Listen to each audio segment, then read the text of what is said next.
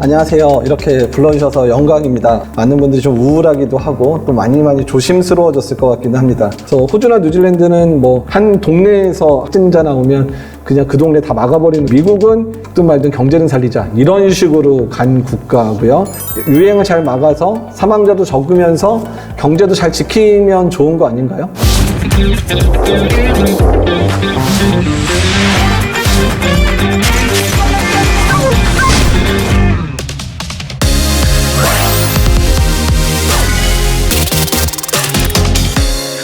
이제 2014년, 15년에 서아프리카의 시에라리온, 기니, 라이베리아에서 에볼라가 유행했었을 때, 그 2015년 1월부터 2월까지 그 시에라리온에 이제 제가 에볼라 긴급거리 이진 대장으로 이제 가게 됐거든요.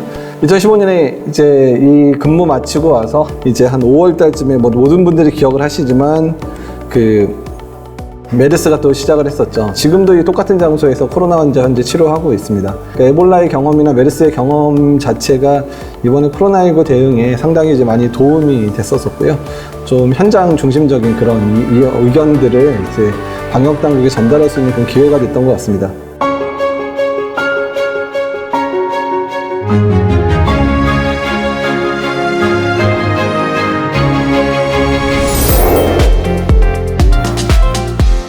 하필이면 1차 유행의 이제 내용들을 정리하고 또 1차 유행동을 겪으면서 이게 딱 2차 유행 시작할 때 책이 나왔습니다. 그래서 취약한 부분들이 해결이 거의 안 된 상태에서 2차 유행을 맞았고요. 3차 유행이 지금 시작되어 있는 상황인데 같이 고민을 했으면 좋겠습니다.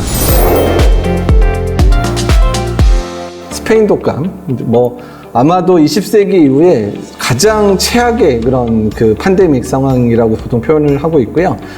스페인 독감의 교훈 부분들 말씀드릴 때 꼭 보여드리는 그래프인데요. 3월에서 한 6월까지 1차 유행이 있었는데요. 아마도 많은 전 세계 사람들이 방심을 했던 것 같고 1차 유행이 초라할 정도로 엄청난 유행이 발생을 해서 그래서 이때 거의 대부분의 사망자가 이때 발생을 했고요. 이거로 끝난 게 아니라 다음에 봄에 한 번 더 유행을 했거든요.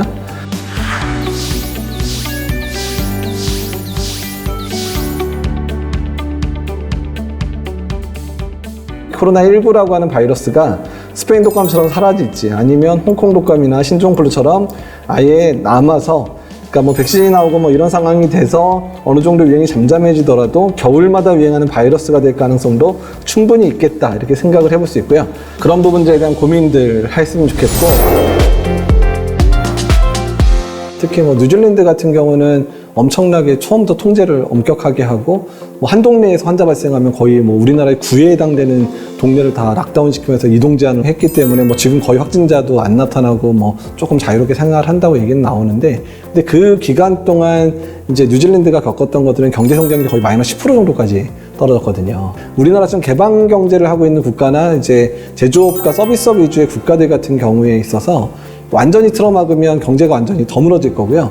그렇다고 완전히 경제만 이렇게 한다 그러면 우리나라 인구 대비의 밀집도가 높기 때문에 엄청난 환자가 사망자 발생을 할 거기 때문에 어쩌면 우리나라는 상당히 힘든 구조의 경제 구조를 가지고 있는 국가일 수도 있거든요. 그러니까 어쩔 수 없이 방역하고 경제를 정말 살얼음판이지만 잘 이제 균형을 맞추면서 가는 게 가장 중요한 국가 중에 하나입니다.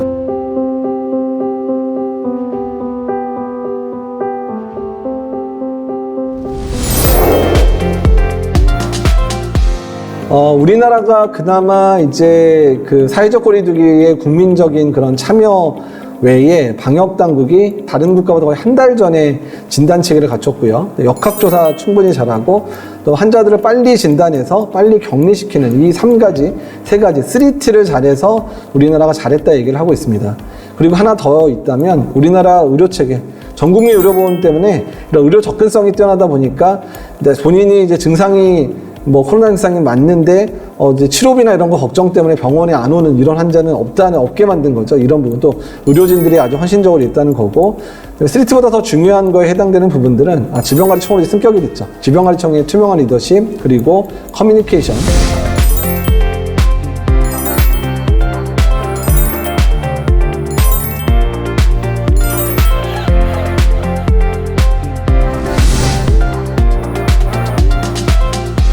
우리가 사회적 거리두기를 선제적으로 강화시키면 유행 자체가 짧아져요. 그렇게 되면 우리가 사회적 거리두기 단계를 다른 국가보다 먼저 낮출 수 있고, 그러면 그때 경제를 회복할 수 있는 많은 방법들을 동원하고 그 상황을 잘 유지할 수 있는 방법들을 잘만 개발을 찾아낸다 그러면 어느 정도 경제도 안정되고 그 다음에 예측 가능한 거죠.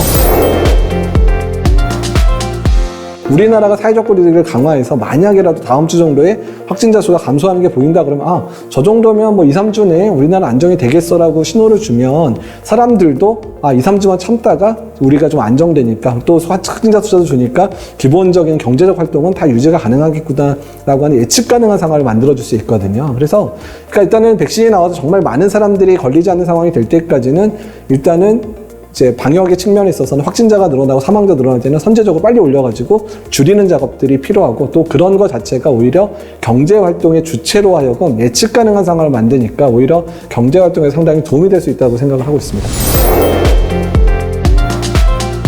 감염병과 함께하는 일상이 되고 있는데 벌써 1년째 가고 있잖아요. 그리고 또 아까도 말씀드렸지만 장기적으로 토착화도 될 거고, 또 새로운 바이러스가 또 유행할 수도 있으니까 이런 부분들 고민이 필요하고요. 한국의 정과 관련되어 있는 문화, 우리나라에서 뭔가 일을 하려면 밥을 먹거나 차를 마시거나 술 한잔 해야지 일이 잘 되던 그런 문화들도 바꿔서 이제는 만나지 않고도 해결될 수 있는 문화를 만들어야 될 것 같고, 취약계층 보호 전략 잘해야 되죠. 고위험군도 보호해야 되지만 전반적으로는 청소년층의 유행을 억제해서 고위험군의 감염 자체의 확률을 낮추는 게 현재로서는 가장 좋은 전략일 것 같다. 지금 3차 유행이 시작된 마당에서는 균형을 얼마나 그래서 좀 이게 안 좋을 때는 방역을 좀 더 강화시키고, 그다음에 상태가 나아지면 이제 경제 살짝 강화하는 이 균형점을 얼마나 잘 찾아가고, 더 중요한 건 이제 이번에 다시 3차 유행이 안정이 됐더라도 1단계 상황인 그 상황에서도 얼마나 안정된 상황으로 운영을 할 거냐.